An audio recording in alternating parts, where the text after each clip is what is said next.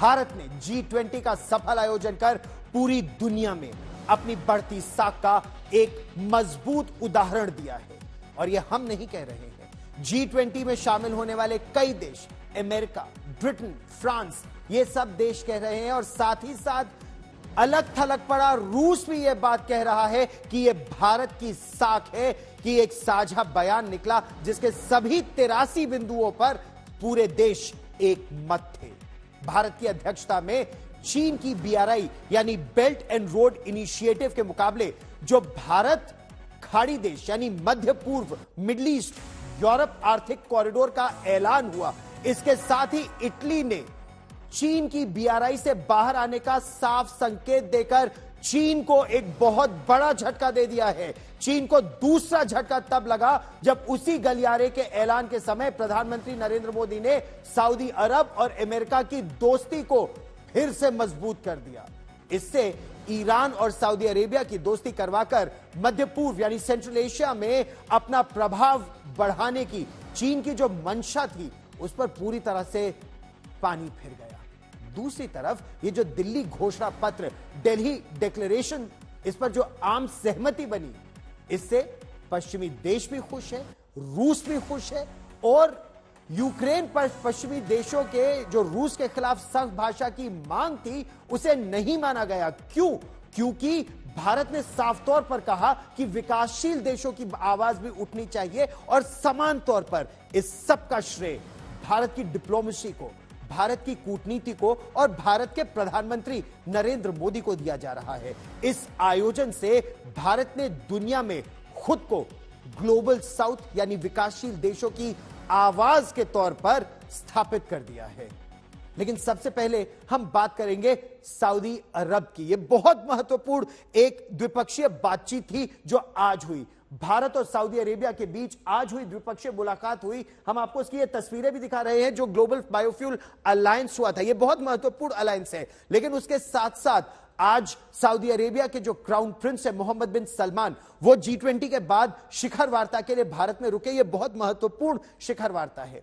आप ये सोचिए कि भारत और सऊदी अरेबिया के बीच जो संबंध है वो सिंधु घाटी की सभ्यता, सिंधु सरस्वती की सभ्यता के समय से चले आ रहे हैं। व्यापार और वाणिज्य उस समय भी होता था और उस रिश्ते को और आगे बढ़ाया जा रहा है। यह बात सऊदी अरेबिया के जो क्राउन प्रिंस है, महज 38 वर्ष उनकी आयु है, 1985 में उनका जन्म हुआ था। वो और प्रधानमंत्री नरेंद्र मोदी, उनके बीच जो बातचीत हो रही है वो अर्थव्यवस्था को और मजबूत करने के लिए, भारत और सऊदी अरब के बीच जो पारंपरिक सांस्कृतिक संबंध है उसको और मजबूत करने के लिए एक बहुत महत्वपूर्ण कदम है। प्रधानमंत्री नरेंद्र मोदी ने कहा कि ये दोनों देशों की जो दोस्ती है उससे अब एक नई दिशा मिलेगी।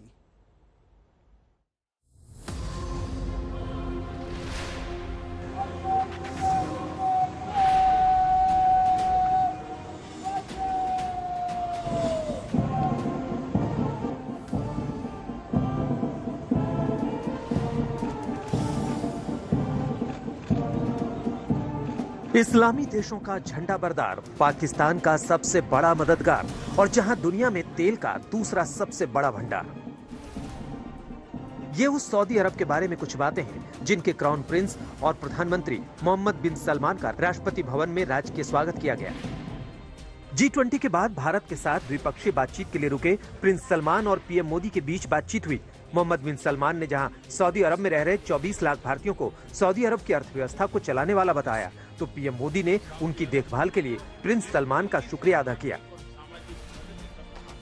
सऊदी अरब में रहने वाली भारतीयों के हितों की सुरक्षा और उनके कल्याण के लिए आपकी प्रतिबद्धता के लिए हम आपके बहुत बहुत आभारी हैं। भारत और सऊदी अरब की मित्रता क्षेत्रीय और वैश्विक स्थिरता, समृद्धि और मानव कल्याण के लिए महत्वपूर्ण है। मैं एक बार फिर हिज रॉयल हाइनेस और आप सभी का G20 समिट की सफलता में योगदान देने के लिए बहुत बहुत धन्यवाद करता हूं। सऊदी अरब और भारत के रिश्ते कितने करीबी हैं, इसकी मिसाल देखिए। भारत सऊदी अरब का दूसरा सबसे बड़ा ट्रेड पार्टनर है। 2022-23 में दोनों देशों के बीच 52.75 बिलियन अमेरिकी डॉलर का व्यापार हुआ। 2700 से अधिक भारतीय कंपनियां सऊदी अरब में काम कर रही हैं। 2023 में 1,75,000 से अधिक भारतीयों ने हज यात्रा की। कच्चे तेल और एलपीजी के मामले में सऊदी अरब भारत का तीसरा बड़ा सप्लायर है। सऊदी अरब में योग काफी लोकप्रिय है। 2018 में सऊदी योग समिति की प्रमुख नाउफल मारवाई को सऊदी अरब में योग को लोकप्रिय बनाने के लिए पद्मश्री पुरस्कार से सम्मानित किया गया था। इतना ही नहीं, सऊदी अरब के साथ भारत का रक्षा सहयोग भी बढ़ रहा है। युद्धाभ्यास अल मोहेद अल हिंदी 2021 में सऊदी अरब में हुआ था। पिछला युद्धाभ्यास कुछ महीने पहले मई में हुआ था। भारतीय नौसेना के जहाज लगातार सऊदी अरब की यात्रा कर रहे हैं। सऊदी अरब और भारत हथियारों के सबसे बड़े आयातक देश हैं, लेकिन भारत ने अपने रक्षा निर्माण को बढ़ाया है। अमेरिका से बोइंग इंजन और पनडुब्बियां बनाने का करार इसे तेजी से बढ़ाएगा। ऐसे में सऊदी गैस और तेल के बदले भारत उसे हथियार भी दे सकता है। इन सब के अलावा सऊदी अरब धीरे धीरे चीन के पाले में जाता दिख रहा था, लेकिन G20 के दौरान अमेरिका से उसकी दोस्ती फिर से करवाने के साथ ही नए कॉरिडोर के ऐलान के साथ पूरी दुनिया सऊदी अरब और भारत की दोस्ती को देख रही है। आज तक ब्यूरो। पाकिस्तान सऊदी अरब को अपना सबसे बड़ा हमदर्द मानता था, लेकिन ये जो दोस्ती है भारत के साथ जो लगातार और ज्यादा प्रगाढ़ हो रही है, मजबूत हो रही है, ये एक बात है। दूसरी तरफ भारत के कूटनीतिक दांव से चीन के belt and road initiative BRI को भी एक करारा झटका लगा है। इटली की प्रधानमंत्री बहुत लोकप्रिय हैं वो भारत में, जॉर्जिया मेलोनी ने साफ संकेत दिया है कि उनका देश बेल्ट एंड रोड इनिशिएटिव से बाहर निकल सकता है। दूसरी तरफ ये जो भारत मध्य पूर्व और यूरोप का जो कॉरिडोर है, इसके ऐलान ने चीन को एक बड़ा झटका दिया है। भारत के लिए संभावनाओं का एक नया रास्ता खोल दिया गया है।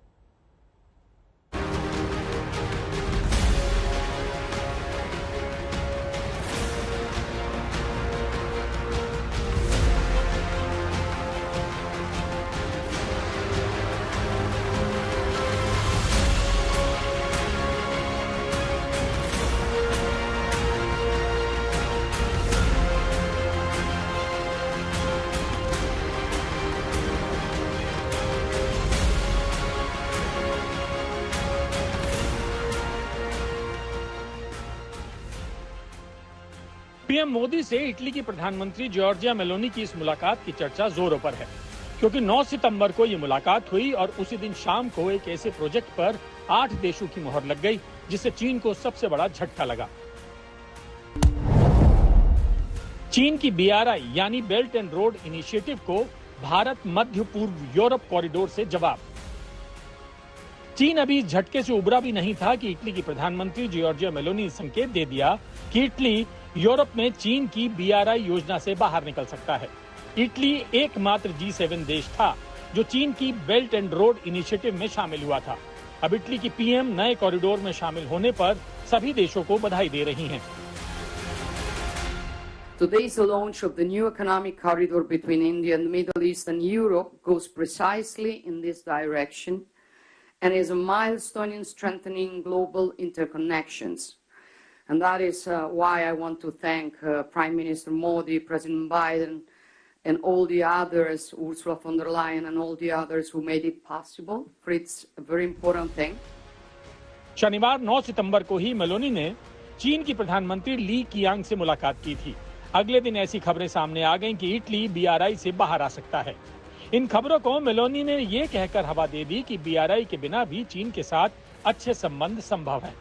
अब सवाल ये है कि आखिर क्या है भारत मध्य पूर्व यूरोप कॉरिडोर जिससे चीन में हड़कंप है। मुंबई से शुरू होने वाला ये नया कॉरिडोर 6000 किलोमीटर लंबा होगा। इसमें 3500 किलोमीटर समुद्र मार्ग शामिल है। मुंबई से UAE तक कारोबारी रास्ता समंदर से तय होगा, फिर UAE से सऊदी अरब और जॉर्डन के बाद इजराइल तक रेल लाइन से। ये ईस्ट कॉरिडोर होगा। उत्तरी कॉरिडोर में समंदर और फिर सड़क के रास्ते इटली, फ्रांस और जर्मनी को जोड़ा जाएगा।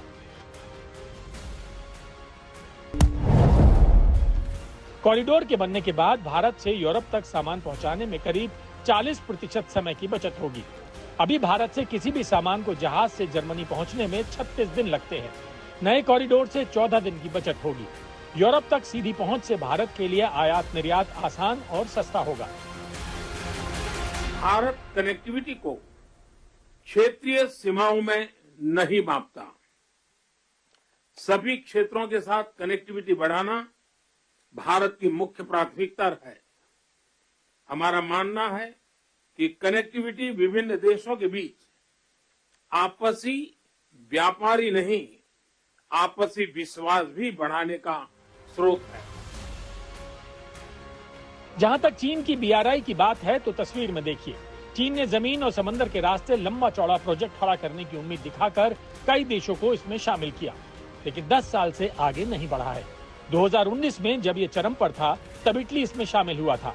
हालांकि तब विपक्ष की नेता मेलोनी ने इसे सबसे बड़ी भूल बताया था। फिर बीआरआई वाले देश कर्ज के जाल में फंस गए। अब तो चीन खुद भी फंस गया है। उसका रियल एस्टेट सेक्टर कर्ज में डूबा है। इन सब की वजह से चीन का साथ छोड़ अब देश भारत के साथ नए प्रोजेक्ट में शामिल हो रहे हैं।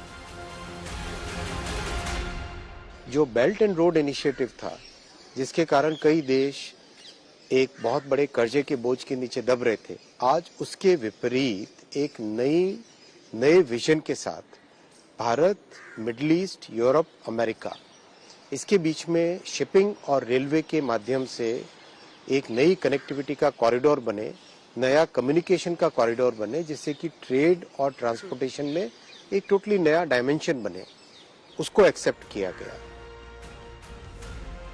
वैसे चीन की फ्लॉप बीआरआई के मुकाबले नए कॉरिडोर को खड़ा करने पर हिरोशिमा में इसी साल मई में G7 देशों की बैठक में सहमति बन गई थी।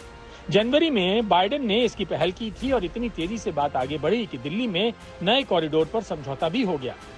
इससे अमेरिका और भारत ने चीन को झटका दिया है। वहीं इससे बौखलाया चीन कह रहा है कि अमेरिका ने अपनी पुरानी योजना को आगे बढ़ाया है। अंजना ओम कश्यप के साथ आज तक ब्यूरो।